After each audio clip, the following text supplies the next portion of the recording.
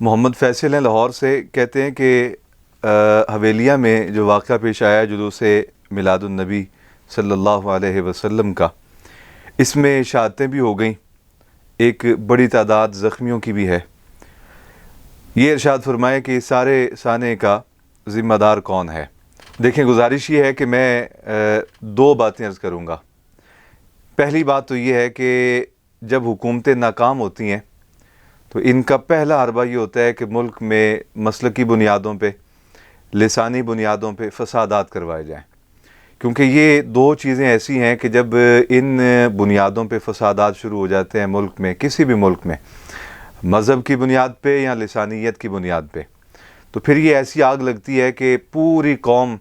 چاہتے ہوئے نہ چاہتے ہوئے ان میں مشغول ہو جاتی ہے۔ ایک بات یہ میرے سامعین جو ہیں وہ ذہن میں رکھیں۔ دوسری بات یہ ہے کہ آپ دنیا کے کسی بھی ملک میں چلے جائیں، کوئی مذہب، کوئی قوم، کوئی قبیلہ، جب ان کے کسی خاص ایونٹ پہ ان کو روکا جاتا ہے، نہ صرف روکا جائے بلکہ ان پہ تشدد کیا جائے،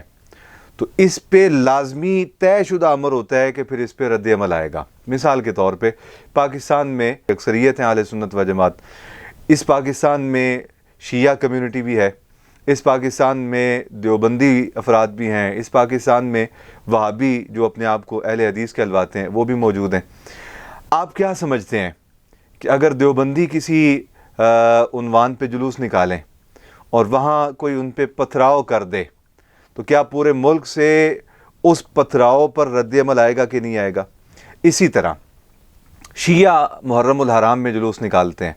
اگر شیعہ کے جلوس پہ کسی گلی میں، کسی محلے میں، کسی چوک چوراہے میں تشدد ہو جائے، پتھر مار دیے جائیں، گولی چلا دی جائے، آنسو گیس کے شیل مار دیے جائیں، تو کیا بتائیں پورے ملک سے اس پہ رد عمل آئے گا کہ نہیں آئے گا؟ اسی طرح وہابی لوگ، اہل حدیث جو ہیں، وہ اگر کوئی جلسہ کر رہے ہوں، کوئی جلوس نکال رہے ہوں تو اس پہ کوئی ایسا تشدد ہو جائے، وہاں شیل مار دیے جائیں، وہاں رکاوٹیں کھڑی کر دی جائیں، تو بتائیں رد عمل آئے گا کہ نہیں آئے گا؟ اصل مسئلہ یہ ہے کہ 12 ربیع الاول کو جیسے پورے ملک میں بلکہ پوری دنیا میں اہل سنت و جماعت سید عالم جان کائنات صلی اللہ علیہ وسلم کا میلاد مناتے ہیں، حضور کی آمد کی خوشی کرتے ہیں، جلسے بھی کرتے ہیں، جلوس بھی کرتے ہیں، تو یہ جو ہزارہ ہے حویلیاں، اس میں بھی میلاد مصطفیٰ صلی اللہ علیہ وسلم کے جلوس جو تھے وہ نکل رہے تھے۔ ایک میلاد مصطفیٰ صلی اللہ علیہ وسلم کے جلوس پہ جو ہے وہ پتھراؤ کیا گیا اور پولیس کی طرف سے شیلنگ کی گئی۔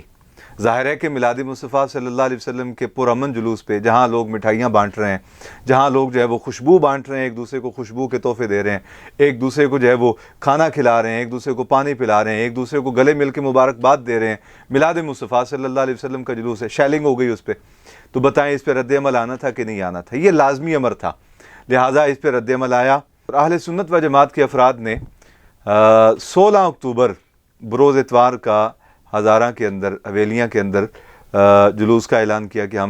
چونکہ ہمارے میلاد مصطفیٰ صلی اللہ علیہ وسلم کے جلوس کو روکا گیا، اس پہ آنسو گیس کے شیل برسائے گئے، پتھر برسائے گئے، تو ہمارا حق ہے کہ ہم وہاں جلوس ضرور نکالیں۔ جلوس نکالا گیا، اور یہ کوئی نہ کوئی دھرنا تھا، نہ کوئی یہ جلسہ تھا، نہ کوئی احتجاج کی کال، کچھ بھی نہیں تھا، چونکہ ایک جلوس کے اوپر جو ہے وہ شیل برسائے گئے تھے، تو یہ فطری تقاضا تھا، فطری عمل تھا کہ اس پہ رد عمل آتا، لہذا رد عمل دیا گیا، اور یہاں سے یہ قافلہ چلا اور ہزارہ میں جا کے باقاعدہ طور پہ جلوس کی شکل اختیار کر گیا۔ اب ہوا وہاں یہ کہ جو خفیہ ہاتھ تھے، جو ملک کا امن تباہ کرنا چاہتے تھے، جیسے میں نے ابتدا میں عرض کیا کہ جب حکومتیں ناکام ہوتی ہیں تو مسلکی بنیادوں پہ فسادات کھڑے کروا دیتی ہیں، جب حکومتیں ناکام ہو جاتی ہیں تو وہ لسانی بنیادوں پہ فسادات پیدا کر دیتی ہیں معاشروں میں۔ اب وہ جو خاص ہاتھ تھے، خفیہ ہاتھ تھے، انہوں نے وہاں پلاننگ شروع کر دی، آمنا سامنا کو ٹکراؤ کی کیفیت بنائی، کو ماحول خراب کیا، بگاڑا۔ علامہ سعد حسین رضوی اگرچہ نوجوان ہیں، وہ عمر میں مجھ سے بھی شاید چھوٹے ہی ہوں گے، لیکن ان کی حکمت، ان کی بصیرت، ان کی دانائی، جو اعلان کر رکھا تھا کہ ہم نے فلاں چوک میں جانا ہے، مجھے اچانک اطلاع ملی کہ انہوں نے یہ فیصلہ کیا ہے کہ ہم اس چوک سے 3 کلومیٹر یا 3.5 کلومیٹر پہلے ہی جلوس اپنا ختم کر رہے ہیں، وائنڈ اپ کر رہے ہیں، دعا کر رہے ہیں، تاکہ کسی بھی شر پسند عناصر کو کوئی شر پسندی کرنے کا موقع ہاتھ نہ آئے۔ خیر، انہوں نے دعا کی۔ اب اس کے بعد کی جو اطلاعات وہاں کے لوگ بتاتے ہیں وہ یہ ہیں کہ جیسے ہی دعا کر کے جلوس واپسی کو چلا، چونکہ یہ قافلہ لاہور سے بھی چلا تھا، لاہور کے لوگ بھی اس میں شامل تھے، تو ظاہر ہے کہ انہوں نے تو واپس اسی طرح قافلے کی صورت میں واپس لاہور پہنچنا تھا۔ تو یہ جیسے ہی میلاد مصطفیٰ صلی اللہ علیہ وسلم کا جلوس مکمل کر کے دعا کر کے وہاں سے واپسی مڑے ہیں، تو وہ قوتیں کہ جنہوں نے یہ پلان بنا رکھا تھا کہ یہ جب چلتے چلتے چلتے اس چوک میں آئیں گے کہ جہاں کہ انہوں نے اعلان کر رکھا ہے، وہاں ہم ان پہ بارود برسا دیں گے، وہاں ہم انہیں گولیوں سے بھون دیں گے۔ اب ان کی جو اندر کی آگ تھی وہ تپنے لگی، اور انہوں نے کہا کہ اب ان کا پیچھا کرو، اور وہ 3 کلومیٹر آگے جہاں سے جلوس واپسی مڑ رہا تھا اس جگہ انہوں نے فائرنگ شروع کر دی، اور نتیجہ یہ نکلا کہ 3 آدمی جو ہیں وہ اطلاعات یہ ہیں کہ شہید ہو گئے، ان کے باقاعدہ جنازے پڑے گئے ہیں لاہور میں، اسی طرح بڑی تعداد میں لوگ زخمی ہو گئے۔ تو میں یہ سمجھتا ہوں میرے عزیز کہ اس طرح کے واقعات جو ہیں وہ انتشار پسند قوتیں کرتی ہیں، لیکن ظلم کی حد یہ ہے کہ مصطفیٰ جان رحمت پہ لاکھوں سلام پڑھنے والوں کو گولیاں ماری گئیں واپس مڑتے ہوئے۔ چلو سینے پہ مارتے تو بات سمجھ بھی آتی، اور واپس مڑتے ہوئے پشتوں پہ جو ہے وہ گولیاں ماری گئیں، اور پھر اس کو مسلکی رنگ دینے کی کوشش کی جا رہی ہے۔ علامہ خادم حسین رضوی رحمۃ اللہ علیہ، یا حضور قائد ملت اسلامیہ امام شاہ احمد نورانی صدیقی رحمۃ اللہ علیہ ہوں، حضور مجاہد ملت مولانا عبدالستار خان نیازی رحمۃ اللہ علیہ ہوں، یہ وہ شخصیات تھیں کہ جن پہ تمام مسالک کے لوگ متفق تھے۔ حضرت قائد اہل سنت امام نورانی رحمۃ اللہ علیہ پہ شیعہ بھی، دیوبندی بھی، وہابی بھی، سلفی بھی، اہل حدیث، ہر طبقہ ان پہ متفق تھا، بلکہ کہا کرتے تھے کہ یہ انہی کی وجود کی برکت ہے کہ سارے ایک صف میں کھڑے ہو جاتے ہیں۔ ہمارے بزرگ یہ سارے ایسے تھے کہ جن پہ کسی دوسرے مسلک کے آدمی کا کوئی جھگڑا، ناپسندیدگی کا اظہار، بلکہ خوش ہوتے تھے ہمارے بزرگوں کے چہرے دیکھ کے۔ ہمارے بزرگوں کے کرداروں کی مثالیں دیا کرتے ہیں پورے پاکستان میں بسنے والے ہر قسم کے مسلمان جو ہیں، ہر مسلک سے تعلق رکھنے والے مسلمان جو ہیں۔ تو اس لیے یہ قطعاً ایک تو نہ یہ فرقہ واریت کا مسئلہ ہے، نہ یہ کوئی لسانیت کی بنیاد ہے، اور نہ ہی اس میں علامہ سعد حسین رضوی صاحب یا اہل سنت و جماعت کے کسی بھی فرد کا کوئی قصور ہے۔ یہ ظلم کیا گیا ہے۔ اب یہ بھی بتا دوں آپ کو کہ ظلم کیوں کیا گیا۔ ظلم اس لیے کیا گیا ہے کہ پاکستان میں مسلکی فسادات پھوٹ پڑیں، پاکستان میں مسلکی بنیادوں پر فساد پھیل جائے۔ دشمن کی یہ چال انشاءاللہ کامیاب نہیں ہوگی۔ ہم صوفیاء کے ماننے والے ہیں، ہم اہل سنت و جماعت حضور داتا صاحب رحمۃ اللہ علیہ کی تعلیمات کے وارث ہیں، ہم حضور غوث الاعظم کے اور خواجہ غریب نواز اجمیری کے فیضان کے وارث ہیں۔ انشاءاللہ تعالی دشمن کی یہ چال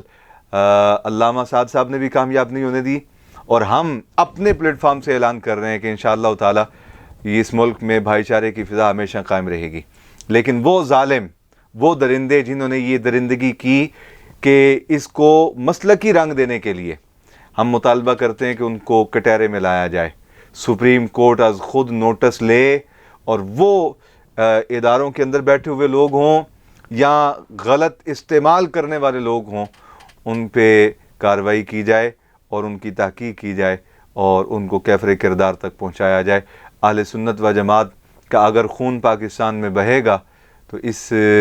پر جو مصیبت کھڑی ہوگی، طوفان کھڑا ہوگا، اس میں پورا ملک لپیٹ میں آ جائے گا، پھر کسی کا امن باقی نہیں رہے گا، کسی کا سکون باقی نہیں رہے گا۔ اس کا ایک ہی طریقہ ہے، صوفیاء کے ماننے والے ہیں ان کو سکون سے رہنے دیا جائے، صوفیاء کے ماننے والے ہیں ان کو محبت بانٹنے دی جائے، محبت تقسیم کرنے دی جائے، اور ان سے محبت کی جائے۔ اللہ رب العالمین میرے وطن کی حفاظت فرمائے، اور اس ملک میں نظام مصطفیٰ صلی اللہ علیہ وسلم کی بہاریں نصیب فرمائے۔